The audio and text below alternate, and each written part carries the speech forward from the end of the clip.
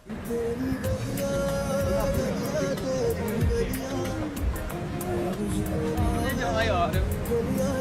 भाई ओ भाई भाई नमाज का टाइम हो गया।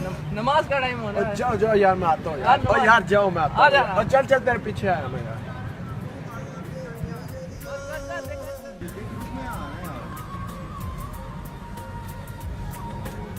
बच्ची चेक कर लिया। बच्ची चेक करो यार, बच्ची के पार्टी में हमको भी शामिल भाभी है हम लोगों की। तेरी भाभी है, मेरी भाभी है। बच्ची का यार वो देखो यार, नंबर ले ना, नंबर। वो बच्ची देखो, वो जो बुला रही है, वो देखो इशारे कर। ये देखे यार, बच्ची शर्म करते यार रहमतल आलम। भाई।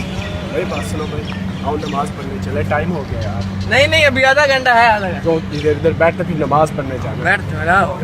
रमजान आ गया है। हाँ यार भाई, बाबरकत महीना, इबादत करेंगे यार। देखो किस किस्म के खबीस लोग हैं यार।